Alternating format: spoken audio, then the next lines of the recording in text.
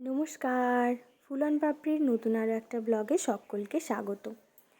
আজকে খুব সকালবেলাই আমি ঠাকুরের পুজো করব বলে কিছু ফুল নিয়ে এসেছি। আর ছাদের ফুলগুলো তো নষ্ট হয়ে গেছে, আর এখন যেহেতু শরৎকাল তাই শিউলি ফুল ছাড়া কোনো ফুলেই যেন মনটা আর বসে না।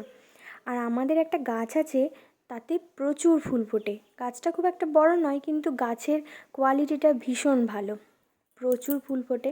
মা সকালবেলা যখন খুব সকালে পুজো করছিল, মাকে বলেছিলাম যে আমার একটু ফুল রেখো। আর এই শিউলি ফুল দিয়ে সাজিয়ে পুজো করতে আমার ভীষণ ভালো লাগে। তাই এক চুবড়ি শিউলি ফুল নিয়ে আমার গানের ঘরে মা সরস্বতী আর এই যে রাধাকৃষ্ণের ছবিটা রয়েছে এইখানেই সাজাতে বসে গেছি। কদিন ধরেই যেহেতু এখন বর্ষাকাল চলছে, শরৎকাল, কিন্তু বৃষ্টির তো শেষের কোনো সীমা নেই। তো কদিন ধরেই বিভিন্ন সোশ্যাল সাইটে ইলিশ পোলাও রেসিপি দেখতে পাচ্ছিলাম। তো দেখতে দেখতে খেতেও ভীষণ ইচ্ছা করছিল। তো ভাবলাম একদিন বানাবো। আর আজকে সেই ইলিশ পোলাও রেসিপিটাই আমি বানাবো, আর সেই রেসিপিটা আজকে তোমাদের সকলের সাথে শেয়ার করব। আর জানাবো খেয়ে কেমন লাগলো সেটা। পুরো ভিডিওটা দেখতে হবে আমি কিভাবে বানিয়েছিলাম আর খেতে কেমন লাগলো, সবটাই এই পুরো ভিডিওটাতে আজকে থাকবে। আজকের দিনের গল্প, ইলিশ পোলাও রেসিপি। তো চলো, খুব বেশি লেট করব না, ঠাকুরের এখানটা ভালো করে সাজিয়ে সোজা রান্নাঘরে চলে যাব।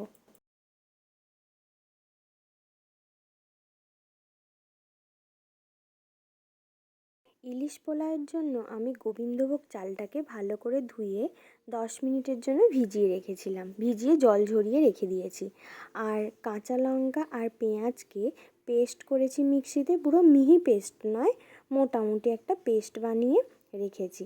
আর রেখেছি কিছু কুচনো পেঁয়াজ, একটু বেশি করে কেটেছি কারণ এ থেকে কিছু বেরেস্তা ভাজবো। আর কিছু ইলিশ মাছের টুকরো, ইলিশ মাছের এই রিং পিসগুলোকে আমি নিয়ে রেখেছি। এবার কড়াতে একটু তেল দিয়ে, সাদা তেল দিয়ে, আমি কিন্তু ঘি দিইনি, সাদা তেল দিয়ে পেঁয়াজের একটা বেরেস্তা বানিয়ে নেব। পেঁয়াজটার বেরেস্তাটা বানিয়ে তুলে নেব অর্ধেক পেঁয়াজ। আর অন্যদিকে ইলিশ মাছের পিসগুলোতে একটু নুন আর একটু হলুদ ভালো করে মাখিয়ে নেব। জল ঝরিয়ে শুকনো করে রাখা গোবিন্দভোগ চালে সামান্য ঘি আর হলুদ দিয়ে একটু ম্যারিনেট করে নেব। আর এদিকে কড়ায় পেঁয়াজের বেরেস্তাটা মোটামুটি ভাজা হয়ে গেছে, এবার তুলে নেব। আবারও কড়াতে সাদা তেল দিয়ে কাঁচা লঙ্কা আর পেঁয়াজ বাটার টেস্টটা ভালো করে ভেজে নেব। আর আমি যেহেতু এটা প্রথমবার করছি তাই কোয়ান্টিটিটা খুবই অল্প নিয়েছি। আর একটা বাটিতে টক দইয়ে একটু সামান্য লেবু দিয়ে সেটাকে ভালো করে ফেটিয়ে একটা ব্যাটার বানিয়ে নিয়েছি। ব্যাটারটা কড়াতে যে মশলাটা ভাজছিলাম ওতে ঢেলে ভালো করে মিশিয়ে নিতে হবে। ততক্ষণই মেশাতে হবে যতক্ষণ না মশলাটা কষে তা থেকে তেল বেরিয়ে আসছে। মশলাটা ফুটে বেশ খানিকটা তেল বেরিয়ে আসছে, ঠিক সেই সময়ই ইলিশ মাছগুলো সেই মশলাতে দিয়ে ঢেকে দিতে হবে কিছুক্ষণের জন্য। ঢাকনা খুলে আবার উপর পিঠটা উল্টে আবারও ঢেকে ভালো করে মাছটা সেদ্ধ হয়ে গেলে মশলা থেকে মাছগুলো আস্তে আস্তে তুলে নিতে হবে। এমনভাবে তুলতে হবে যাতে মাছগুলো ভেঙে না যায়। আমি ঠিক এইভাবেই মাছগুলো তুলে নিয়েছি। অন্য একটা কড়াতে এবার আমি আবারও একটু সাদা তেল দেব। আর আমি এই রান্নাটায় কোনো গরম মশলা ব্যবহার করিনি। তেল গরম হয়ে এলে এবার আমি তাতে কিছু তুলে রাখা পেঁয়াজের টুকরোগুলো দিয়ে ভালো করে নেড়ে নেব। এই পেঁয়াজটা অত বেশি করে ভাজার দরকার নেই, কেননা অল্প অল্প লালচে হয়ে এলেই চলবে। পেঁয়াজটা মোটামুটি ভাজা হয়ে গেলে ম্যারিনেট করা গোবিন্দভোগ চালটা আমি পেঁয়াজের মধ্যে দিয়ে খানিকক্ষণ নেড়ে নেব। খানিকক্ষণ ভাজা ভাজা হয়ে এলে ইলিশ মাছ থেকে তুলে রাখা যে মশলাটা ছিল সেই মশলাটা চালের মধ্যে দিয়ে আবারও ভালো করে মিক্স করে নিতে হবে। মোটামুটি ভাজা ভাজা মতো হয়ে এলে 1:2 অনুপাতে ফুটন্ত গরম জল চালের মধ্যে দিয়ে ঢেকে দিতে হবে। চালটা 80% হয়ে এলে উপর থেকে কিছুটা আমি তুলে নিয়েছি। তুলে নিয়ে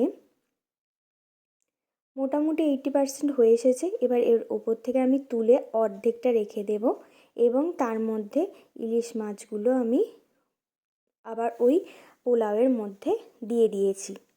দিয়ে তার উপর থেকে যে তুলে রাখা পোলাওয়ের চালটা আবার ইলিশ মাছের মধ্যে দিয়ে উপর থেকে বেরেস্তা আর কাঁচা লঙ্কা দিয়ে আবার কিছুক্ষণ মিনিট 5 মতো ঢাকা দিয়ে দেব।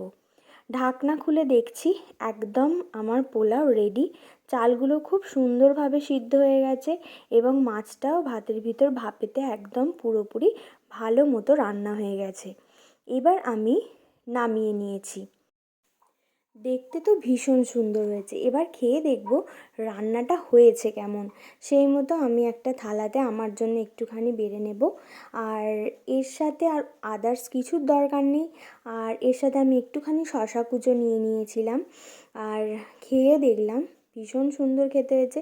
আমার মতো যাদের ভিডিও দেখে ইলিশ পোলাও খেতে ইচ্ছা করছে ঝটপট বানিয়ে ফেলো, দারুণ সুন্দর খেতে হবে আশা করছি। আমার তো ভীষণ ভালো লেগেছে। আর আমি কোনো গরম মশলা ইউজ করিনি, কেননা আমার মনে হচ্ছে গরম মশলাটা ইলিশের স্বাদটাকে ঢেকে দিতে পারে।